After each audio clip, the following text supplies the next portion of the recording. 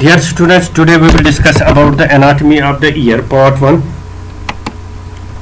So, learning objectives: introduction to the ear, cross features of the external ear, blood supply, lymphatic drainage and nerve supply of external ear, middle ear, walls and features of the middle ear, contents of the middle ear, chorda tympani narrow, mastoid antrum. Introduction of the ear. It is an organ of hearing and balance, divided into external ear, middle ear and the internal ear. So this diagram shows the three parts of the ear: the auricle or pinna, the artery meatus, external artery meatus constitute the external ear. This is the eardrum. We separate the external ear from the middle ear. So along this imaginary line, so we will draw another imaginary line. This second imaginary line will separate the middle ear from the internal ear. The middle ear and the internal ear, they are present in the petrous part of the temporal bone. External ear. It includes pinna or auricle, ear canal or external artery meatus, eardrum or tympanic membrane. So here we can see the parts of the external ear. This is the pinna and the external artery meatus, separated from the middle ear by the ear drum. The pinna or auricle, it is fibrocartilaginous organ. Cartilage is elastic type and single and crumbled on itself. No cartilage at the insula terminalis, that is from tragus to the crus of the helix. Lobule does not contain any cartilage. Pinna is designed to collect sound waves, used in reconstruction of middle ear, nasal bridge and along the nose. Now here we see the ear auricle having two surfaces. This one, the surface faces laterally, this is the lateral surface, and the one which is directed posteriorly is the also called the cranial surface towards the skull. So if we see this auricle, study this auricle, there are certain elevations and depressions on one surface, say on the lateral surface. So there are corresponding depression or elevations on the cranial surface. So what are the elevations and the depression on the lateral surface? This one, the outermost one, is called the helix, and it starts from this point. This is called the crus of the helix. Then next to it, here we have the antihelix, which has two crura, the upper crura and the lower crura, enclosing a triangular fossa. Between the helix and the antihelix, this area is called as a scaphoid fossa. Just at the lower end of the antihelix, we have a tubercle pointing forwards, is known as antitragus. Then on the anteriorly, we have another tubercle facing the antitragus, that is known as the tragus. In between these two, there is a notch. So this is called as antitragic notch. This one. This is the lobule, which contains the fibrofatty tissue but no cartilage. On the other hand, this area, this is known as incisura terminalis. This one, it does not bear any cartilage as well. This area, this is called as the concha. It leads in this depression of the fossa. It leads into the external artery meatus, and the area above this antihelix, crus of the helix, this is known as the symboconcha. So if we see the cranial surface, we see corresponding elevations or depressions. This is the area of the helix. So this area is the eminence of the triangular fossa. So here we have the triangular fossa. On the cranial surface there will be a eminence, corresponding eminence. Similarly, here we have the concha. So this is a depression or the fossa. So here on the cranial surface there will be a corresponding eminence, that is known as eminentia concha. This one. So here we have again the symboconcha depression or the fossa. So corresponding elevation on the cranial surface, that is the eminence of the symboconcha. Now auricle, although human beings are unable to move the auricles or the pinna towards the direction of the sound, but if we see in the quadrupeds, they move the auricles to the direction of the sound. That means it is because of some muscles, but those muscles are vestigial in human beings. Although they are present in the human beings, but they are vestigial. Now these muscles, they are divided into two groups: intrinsic and extrinsic muscles. The intrinsic muscles are small muscles which have their attachments within the pinna. On the other hand, extrinsic muscles are the muscles which have at least one attachment outside the pinna, that surrounding fascia or the bone. The intrinsic muscles are responsible for causing the change in the shape of the pinna, while as the extrinsic muscles, they are responsible for causing movements of the pinna to the direction of the sound. The extrinsic muscles, they are named extrinsic muscle like auricularis anterior, auricularis superior and auricularis posterior. So this is not auricularis superior, basically this is auricularis posterior. They are all supplied, the intrinsic as well as extrinsic muscles of the ear, they are supplied by the branches of the facial nerve. So in this diagram we see the various muscles. These three muscles, at least three muscles if we see, they also project outside the pinna. This one, this and this, they are the extrinsic auricular muscles. On the other hand, if we see that these small muscles, they do not project outside the pinna, so they are called as intrinsic muscles, and they are named on the basis of area where they are present. Say for example, this muscle is present here in the helix, that is called as major helical muscle. Similarly, we have a small muscle in the crest of the helix, that is called as minor helical muscle. Similarly, we will have muscle over the tragic, that it will be called as tragal muscle, and so on. Narrow supply of the pinna. Motor supply to the auricular muscles is facial nerve. Sensory supply to the pinna comes from different sources, like we have the greater auricular nerve. Greater auricular nerve is a branch of the cervical plexus C2 C3.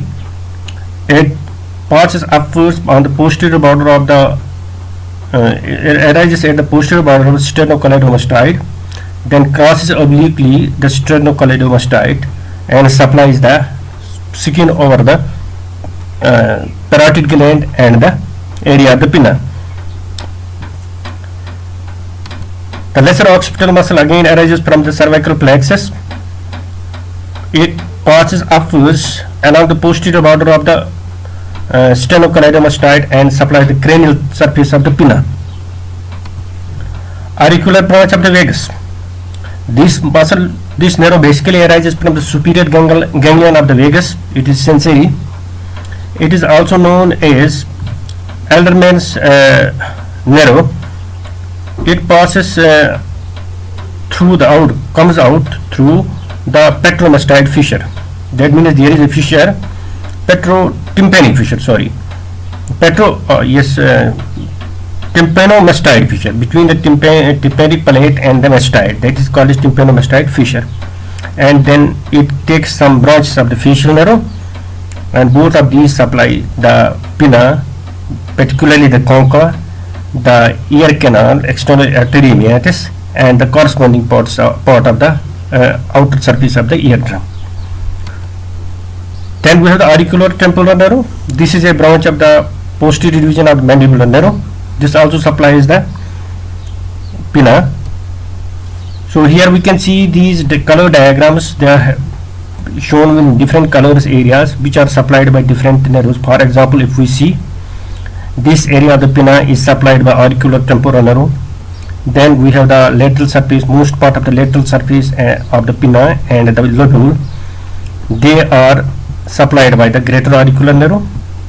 Then here the concha and the corresponding this eminentia concha on the cranial surface. They are supplied by both cranial nerve, this 7 and 10, basically the vagus auricular branch of the vagus nerve, which also carries some fibers of the facial nerve. Now let us discuss about the blood supply and lymphatic drainage of the auricle or the pinna. Arteries: posterior auricular artery, superior auricular artery which connected the superior temporal artery with the posterior auricular artery.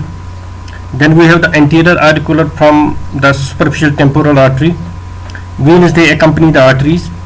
There is rich arteriovenous anastomosis in the pinna. Now here if we see the different arteries, this is the common carotid artery which then divides over here into internal and external carotid artery.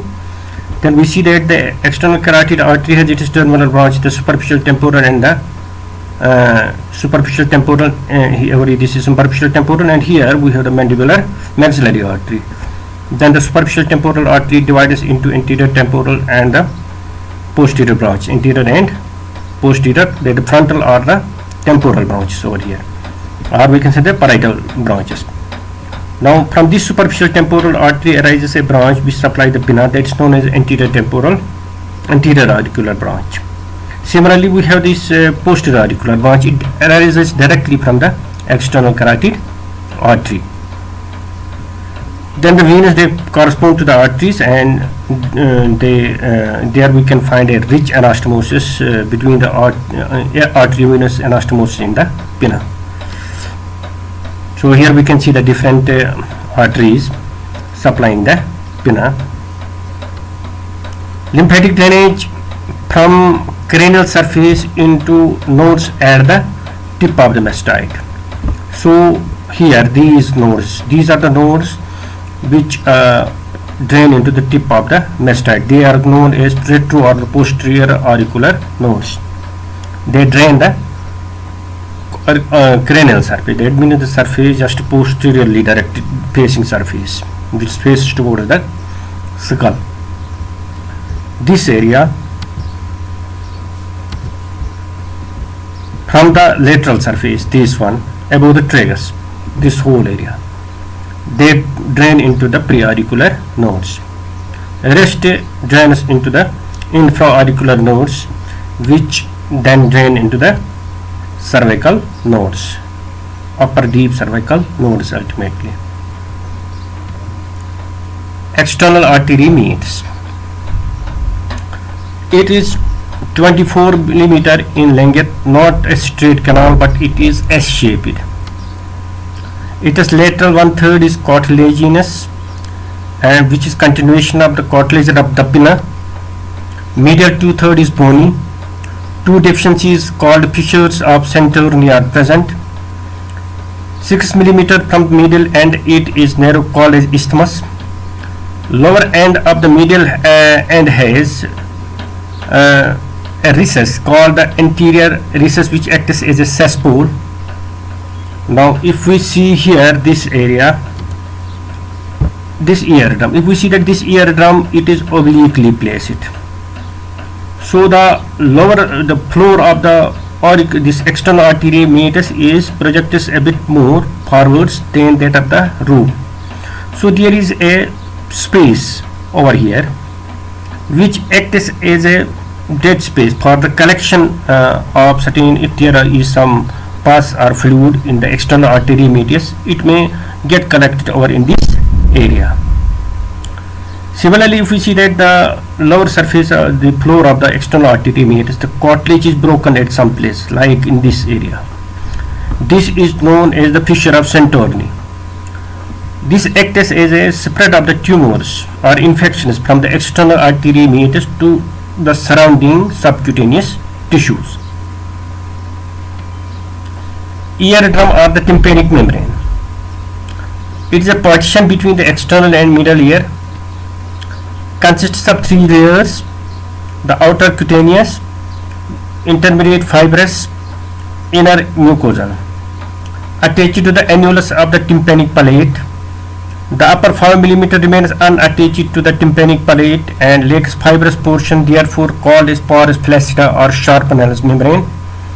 The pars flaccida lies between the anterior and posterior malleolar folds. The rest of the tympanic membrane is called as pars tensa, placed obliquely, making an angle of 45 degree with the floor of the meatus. Now here what we can see, that as I already told you, the tympanic membrane, it is placed obliquely and makes an angle of 45 degree with this over here with the floor. Next, if we see that this tympanic membrane, its attachments, most of this tympanic membrane is attached to a ring like part of the external artery meatus, which is known as tympanic annulus. in the tympanic palate of the this temporal bone. But upper 5 millimeter, this one, it is not attached to the tympanic annulus, rather it is attached to the squamous part of the temporal bone directly. This is the pars flaccida. Now, as far as structurally the difference between the pars flaccida and the rest, this is called as pars tensa, is concerned, that in the pars flaccida the middle the intermediate layer, that the fibrous layer is lacking, so it appears flaccid. It is flaccid, that is why it is called as pars flaccida. While the rest of the tympanic membrane, it has all the 3 layers present, so this is called as pars tensa. The pars flaccida is between the 2 folds which arise from the upper end of the tip of the handle of the malleus. These are known as anterior and posterior malleolar folds. If we closely monitor this diagram, we can see that the head of the malleus has been cut, and also head of the malleus has been cut so as to visualize this area clearly.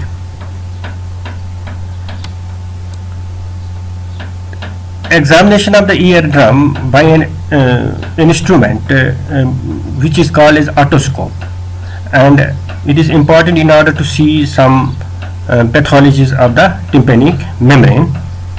So how does it appear? We see a point which is known as umbo. Also we can see the 2 malleolar folds.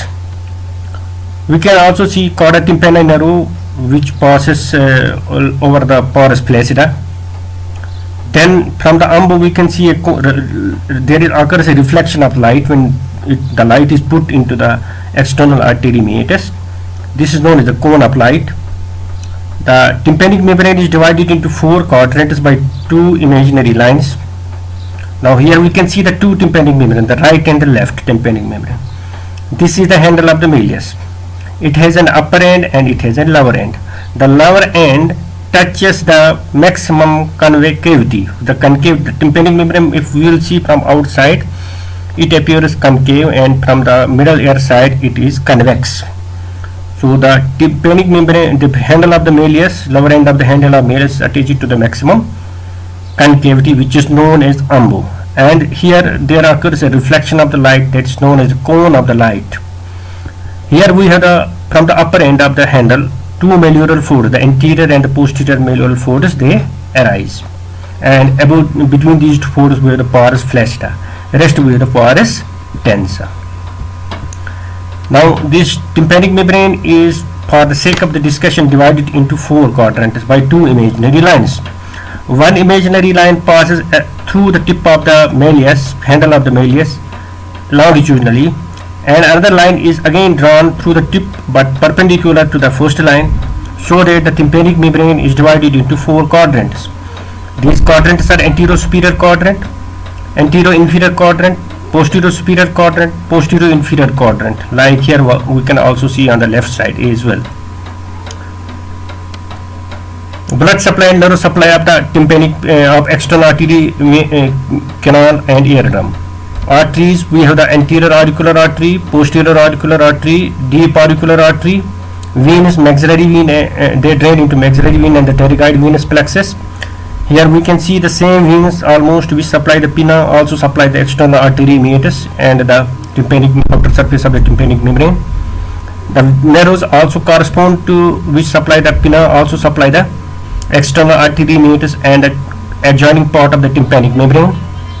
Here we can see this area is roof, and the posterior wall is supplied by the anterior auricular temporal nerve, and the floor and the anterior wall, they are supplied, posterior and inferior walls, they are supplied by auricular branch of the vagus and the facial nerve.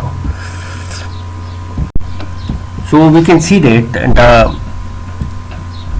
external artery meatus, it is superior wall and the anterior wall. The anterior wall is not in this view, but we can see the superior wall. They are supplied by auriculotemporal nerve, and the corresponding part of the eardrum is also supplied by this auriculotemporal nerve. The floor and the posterior wall, this is the floor, and here we have the floor and the posterior wall. This color is dark blue. It is supplied by the auricular branch of vagus, which also carries the fibers of the facial nerve.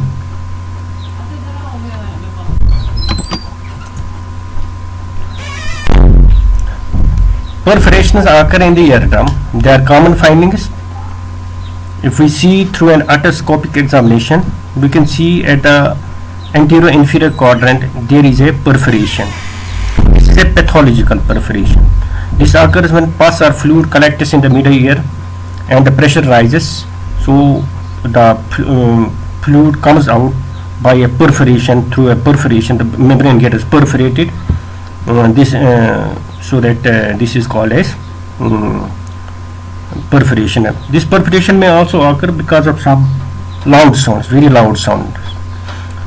That is known as barotrauma. Pressure because of these sound waves.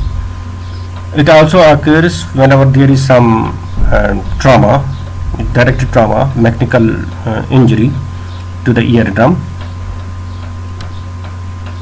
Sometimes a surgical incision is given at the lower quadrants of the tympanic membrane.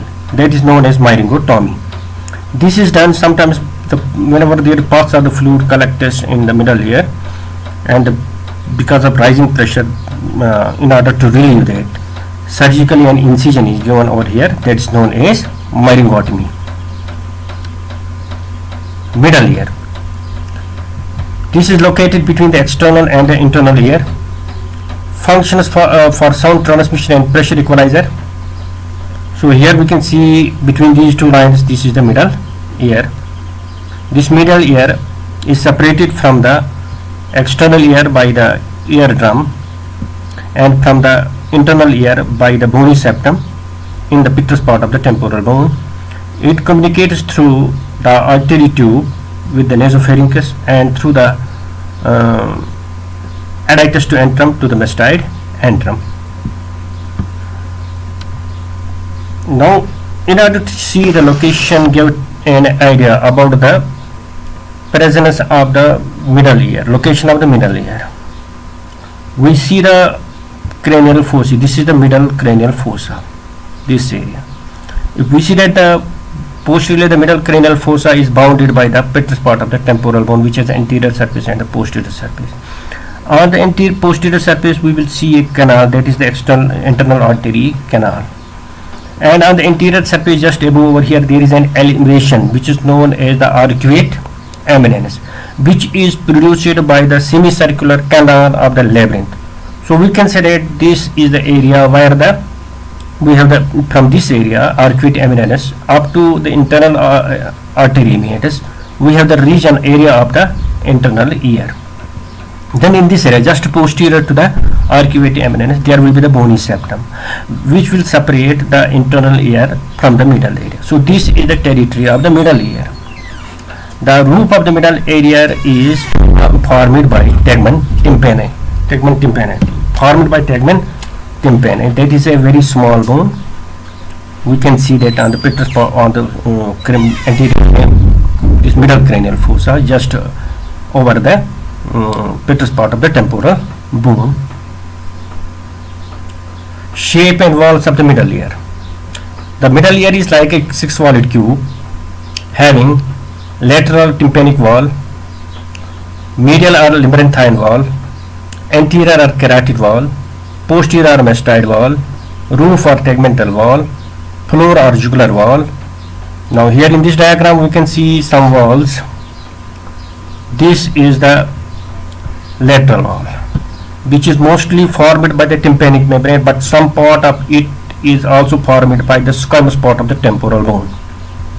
Here we have the roof, which is formed by the tegmen tympani. Here this is the inferior wall or the jugular wall, because it separates the middle ear from the jugular fossa. Now here this is the posterior wall. Here we have the medial wall, while the anterior wall has been removed, because here we can see that the tensor tympani and the artery tube, they are exposed.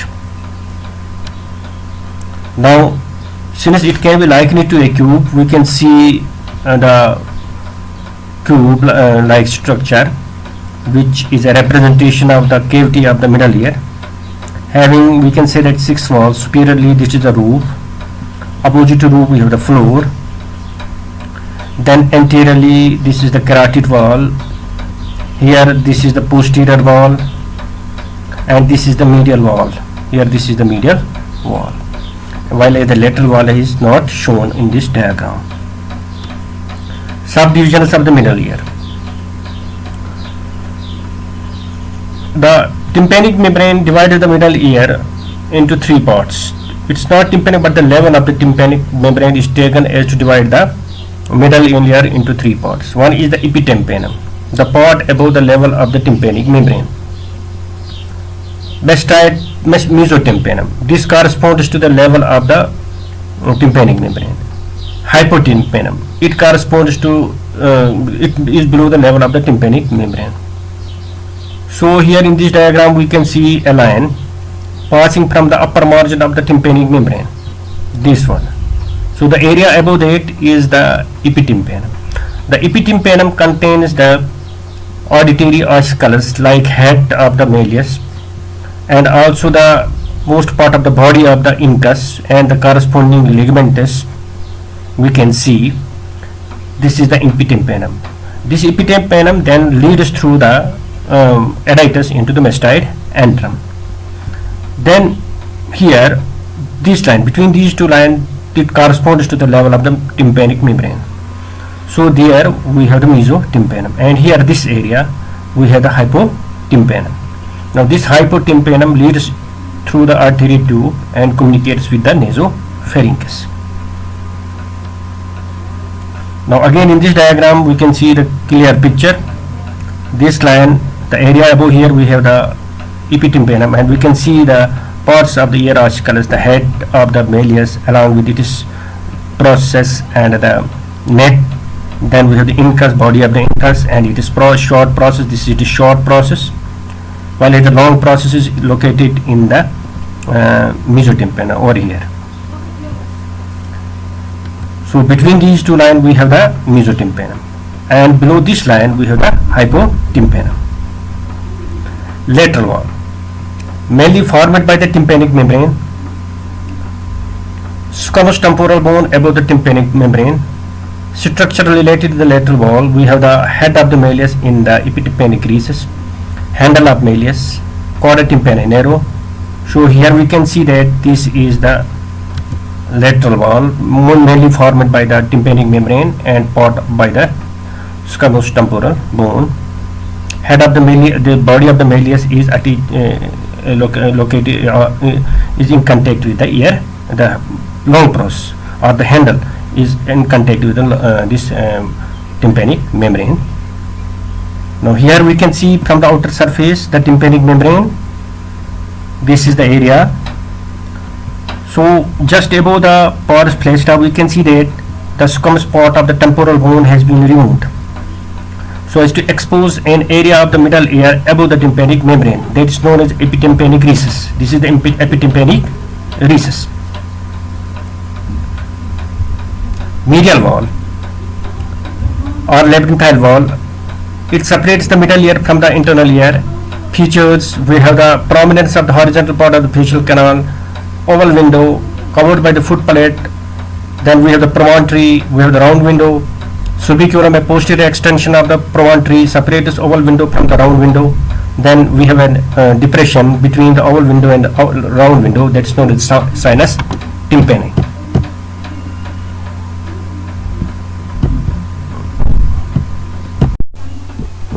So if we see the medial wall, this is the basically the medial wall.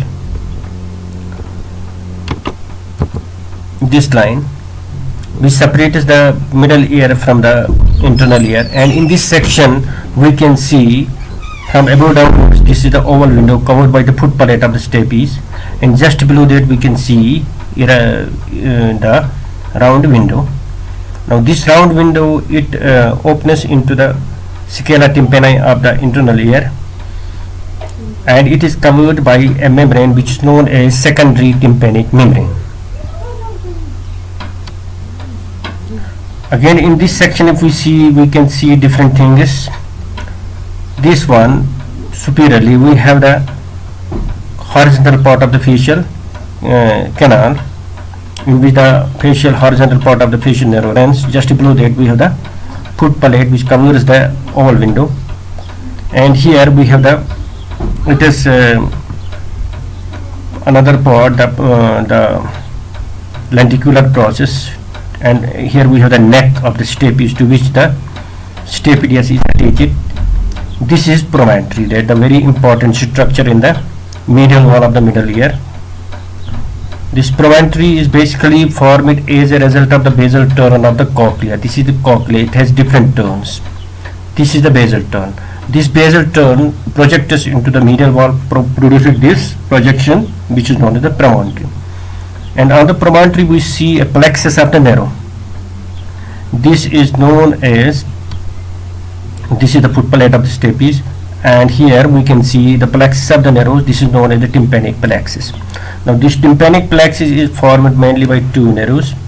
One is the tympanic branch of the glossopharyngeal narrow, which carries the preganglionic secretomotor fibers from the inferior salivatory nucleus, and from the anterior wall a plexus comes out, that is the carotid plexus, the sympathetic nerves, which then pass through the anterior wall and make a plexus over the promontory.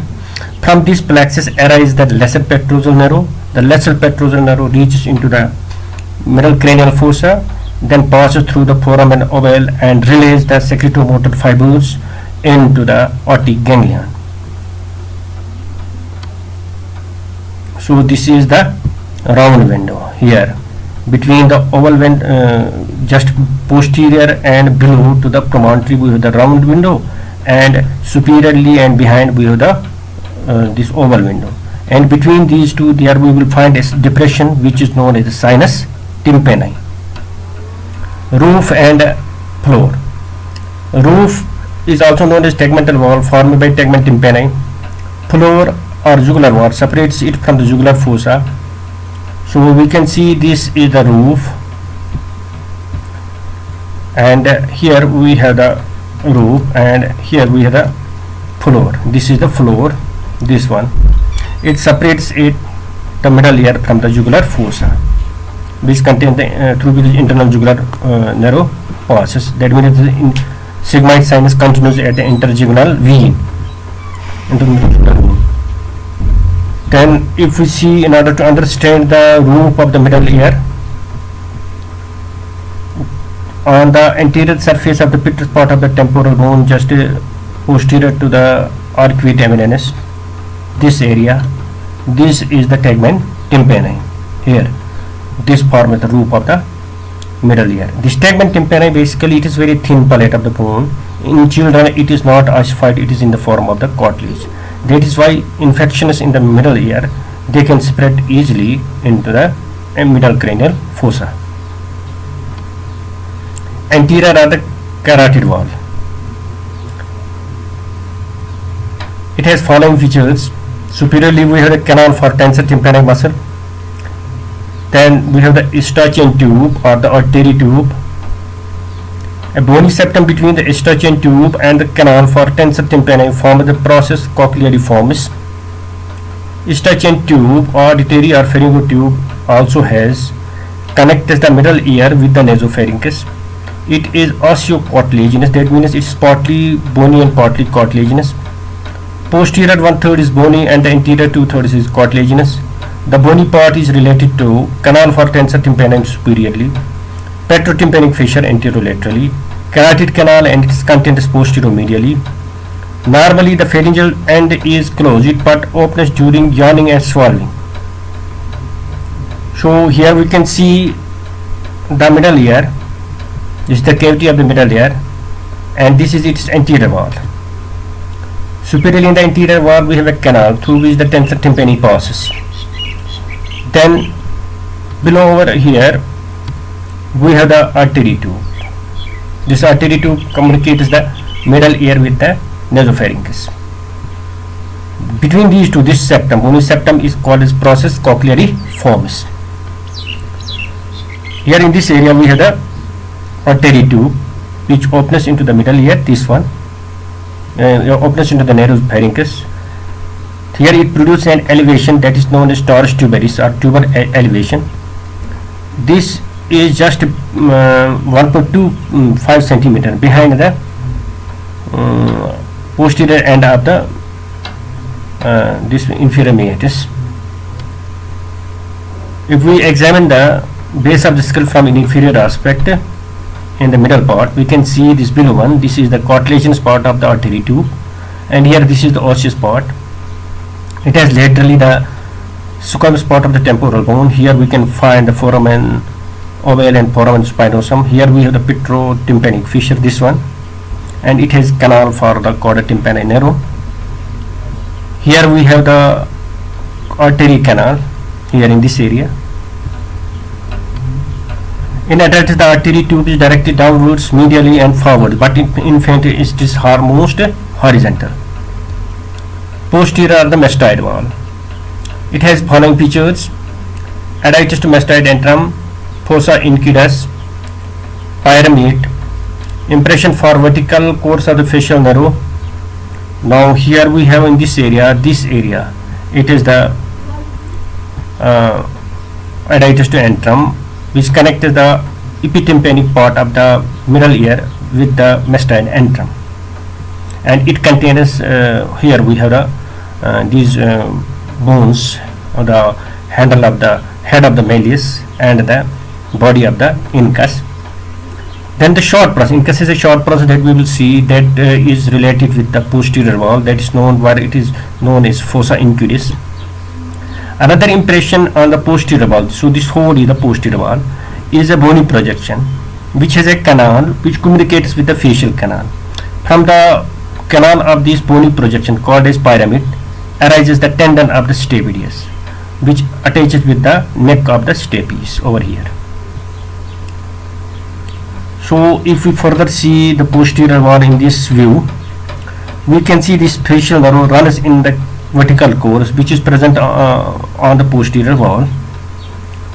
So on its anterior aspect, here we have the pyramid, which is again on the posterior wall, from which arises the stapedius muscle. So we can see the different walls of the middle ear can be compared with this cubical structure. We can see the anterior wall. Here we can see the in the anterior wall we have the tensor tympani and the artery tube. This is also called as carotid wall because of the internal carotid artery. Around the internal carotid artery we have the sympathetic plexus, from which a narrow arises, which is known as carotid narrow, which again pierces through an opening the anterior wall and reaches to the promontory, and along with the tympanic branch of the glossopharyngeal nerve forms the tympanic plexus. Then we have the posterior wall. In the posterior wall superiorly we can find the adductus to antrum. So then we have the pyramid, vertical course of the facial nerve, and a posterior canaliculus for the chorda tympani nerve. Then we have the roof, which is formed by tegmen tympani, and then we have the floor, which is also known as the jugular wall, because it separates from the jugular fossa of middle ear. Then we have the medial wall. There we can see the promontory, then oval window, then the round window. Contents of the middle ear. So now let us see the contents of the middle ear. We have ear ossicles. Then we have these ear ossicles are three. One is malleus, another is incus, then we have the stapes. We have muscles, two muscles, the stapedius and tensor tympani and the stapedius. Then we have nerves like the chorda tympani and the tympanic plexus. Vessels supplying the middle ear, so we have different vessels supplying the middle ear: the anterior tympanic artery, the stylomastoid branch of the posterior auricular artery, branches from the middle meningeal artery, and ear. So this diagram shows the different ear ossicles. This one is the malleus, which is like a mallet shaped, that means the hammer shaped, having a head, neck, and a handle. This is like the handle, and we have two processes. One is the lateral process and the anterior process. One is the lateral process, and then we have the anterior process, and some ligament is attached to it. Here at its neck we have the tensor tympani attached. Then here is a fossa or impression for articulation with the body of the incus. So this is incus. Now this incus has a body as a short process and a long process. The long process is then directed medially to articulate with the stapes over here. So in the ear orsicles we have two joints formed. One is the inquido-mallear joint, malleolar joint. This one, it is a cellar type of joint, and here we have the inquido-stapedial joint. It is again a synovial, synovial joint, but probably ball and socket like thing, because the handle, the lower end of this incus is like a ball, and then this form is the socket like thing.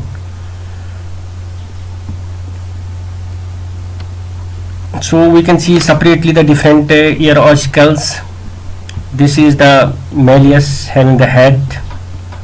Here we have the impression for the articulation with the incus. Then it has anterior process. Similarly, it has a lateral process, and this is the handle, or what is called as handle. This is or manibrum. This is also called as manibrum. This is attached with the tympanic membrane. This is the incus. It has a body. This is the body. The body bears a facet for malleus, fossa, basically forming this inquido-malleolar joint. Then it has a short process which is directed towards the posterior wall, related with the fossa inquidus, and it is a long process. Then lower end of the long process directed medially to join with the head of the this stapes. Now the shapes of this malleus is computed with the hammer. That is why it is called as mallet shaped, hammer shaped. The shape of the incus is initially like an anvil. This is an anvil. We can see that this. So it is also called as anvil because it's anvil shaped. This is anvil, but it can be also likened to a tooth, most premolar tooth, like this. While as the stapes, it is like a stirrup of the saddle, like this. This is the stirrup. So this is also called as stirrup. Then another contents of the middle ear, we have the muscles, like we have the stapedius. This stapedius arises from the pyramid, then gets attached to the neck of the stapes. It is supplied by the branch of the facial nerve given over here in the canal. When it contracts, it pulls the foot plate of the stapes away, thereby dampening the sound. So whenever there is loud sound, it dampens that sound.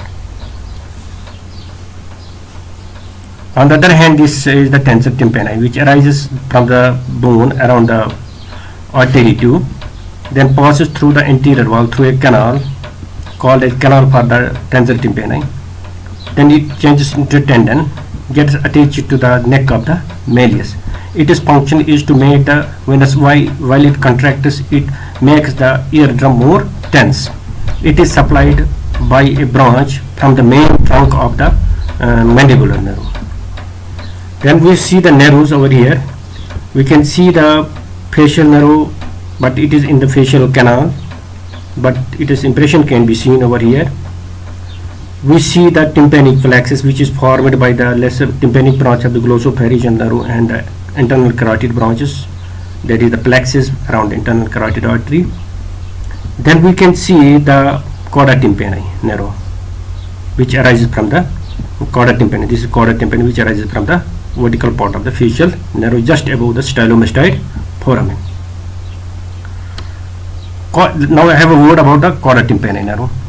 This originates from the branch, it's a branch of the facial nerve above the stylomastoid foramen. It is coarse. It enters the middle ear through a posterior canaliculus on its posterior wall, that is called as posterior canaliculus. Then it runs between the malleus and incus. Sometimes it is buried in the mucosa of the tympanic membrane. It is related to the porous placenta of the tympanic membrane, comes out through the petrotympanic fissure, joins with the lingual nerve in the infratemporal fossa. Its distribution, it carries staged fibers from the anterior 2/3 of the tongue, which relay in the nucleus of the tractus solitarius.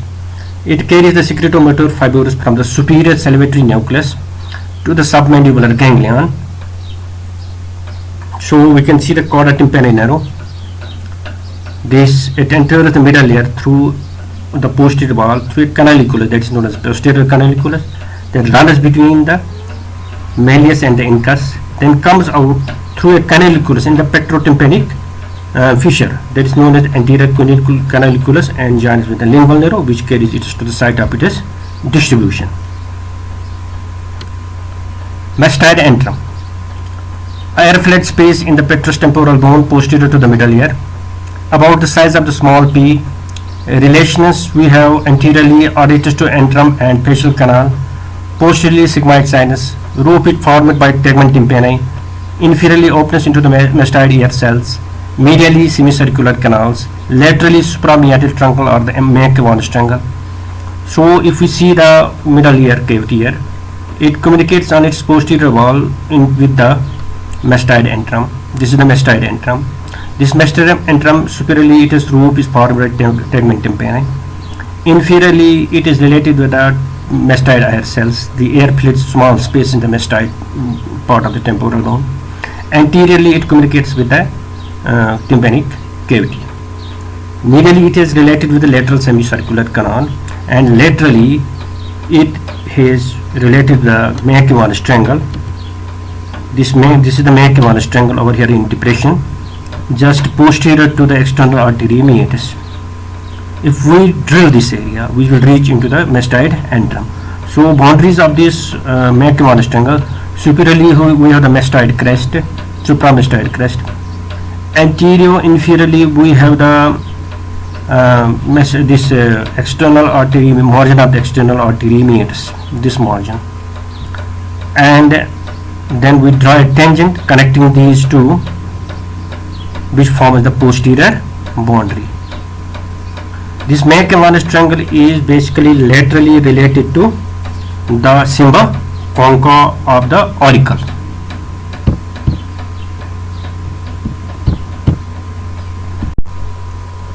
Now let us discuss the applied aspects of the middle ear and the mastoid antrum. Inflammation of the middle ear is called otitis media. The infection in the middle ear can spread to nearby areas and vice versa. Facial nerve is separated by a thin lamina of bone, so can be from the middle ear cavity, so can be involved in middle ear infections. Paralysis of the stapedius muscle can cause hyperacusis, that we will discuss what is that. Fixation of ankylosis of the stapes is called as otosclerosis. Infection or inflammation of the mastoid antrum is called as mastoiditis. So we can see this tympanic cavity or the middle ear. Now any infection from the nasopharynx can pass through this artery tube into the middle ear, or from this middle ear it can travel down into the nasopharynx. Particularly in case of the children where the infants, where the tube is almost straight, horizontal. If the mother feeds the child in the lying down position, this milk can be regurgitated into the middle ear through this artery tube. So breastfeeding mothers are advised to feed the children in a slanting position, keeping the heads in a slanting position.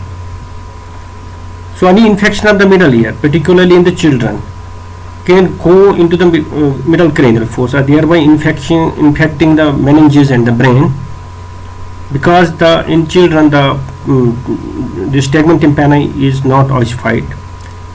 Still it is a very thin bone. Posterior through the additus to antrum, the infection from the middle ear can go to the mastoid antrum.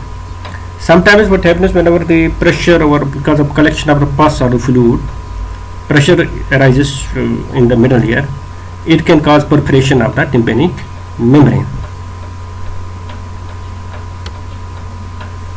So once we have the infection over here, it can spread to the mastoid antrum. Now this infection spreads to the mastoid antrum, it is called as mastoiditis. Now this may also infect the nearby mastoid ear cells. If we see that facial nerve is related with the middle ear, although it runs in the facial canal, which is known as the fallopian canal, but it is there covered by only thin lamina of bone, sometimes a mucosal layer. So infection in the middle ear may involve the facial nerve. So if facial nerve over is infected, it may affect its branches arising from its horizontal course, that means from the canalicular part. That means the greater petrosal nerve will be affected, so which carry the secretomotor fibers to the lacrimal gland, so lacrimation will be affected. At the same time, the nerve to stapedius will be also affected. That will cause the paralysis of the stapedius. So this foot palata of stapes cannot be pulled when a loud sound is passed from the outer ear to the middle ear. So that will lead to a condition which is known as hyperacusis. That means even the normal sound they appear louder. Similarly, the chorda tympani will be also affected because it arises from the canalicular part of the facial nerve. If chorda tympani is affected, the taste sensation from the anterior 2/3 of the tongue will be also affected, and the secretion of the submandibular gland and sublingual gland will be also affected. And then the facial muscles, because outside the stylomastoidal foramen, the facial nerve supply the different muscles of the facial expression. So we can see also the facial paralysis if facial nerve is involved in this area. Now if we see the middle cranial fossa, here we have the tegmen tympani, this area. It forms the roof of the middle ear and the tympanic mastoid antrum.